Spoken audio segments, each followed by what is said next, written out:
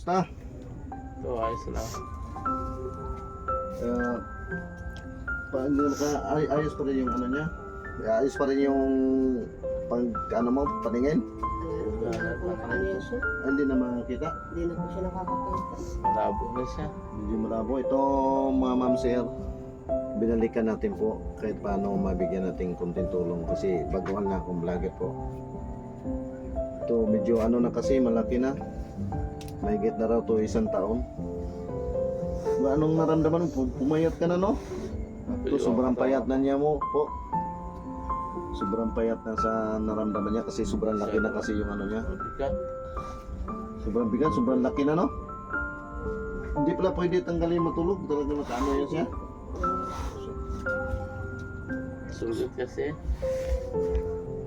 Natapala namin.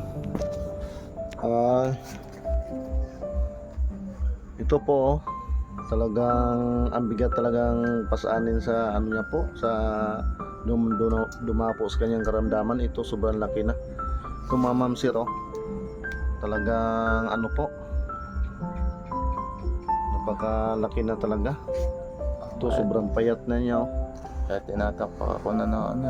Pero hindi na pa-check up muli yan. Wala na. Nananap po talaga ng doktor. Anong sabi na ng doktor? Talaga kaya po siya. Kung opera man po siya, wala na rin po. Bibigay na rin daw po yung katawan. Okay, sobrang laki na oh. Dati maliit lang to eh. Ano eh, pinaano po kami sa ano. Sana puro baka magmilagro yung Panginoon sa atin. Hindi naman natin maano eh. Baka sakali pagalingin niya. Musta naman yung pagramdam mo araw-araw? Okay naman. Kaya lang talaga sobrang din makatayo. Hindi na makalakad. Hindi ka na makalakad? Pagka tatayo ako, yun ang hilo ako, bumabagsak ako kusa. Bumaksak nga isang gabi yan dyan siya. Kaya hindi na. Sobrang payat na ma'am sir oh.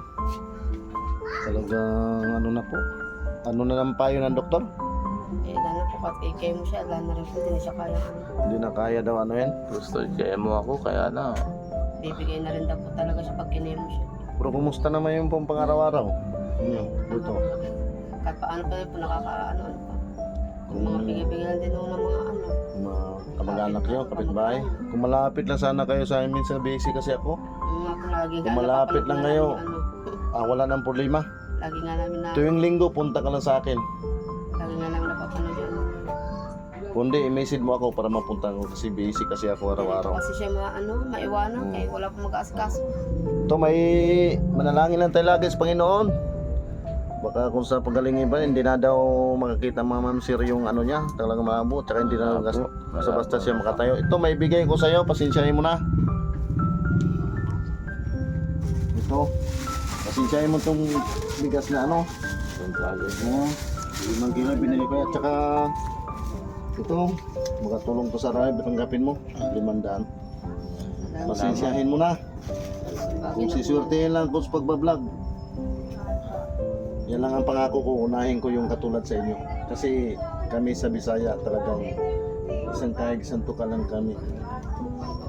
Kahit ngayon naman, puro kong swertehin ako, wala akong ibang unahin kung hindi yung katulad sila, yung mga katulad sa inyo, walang kakayanan, tsaka yung mga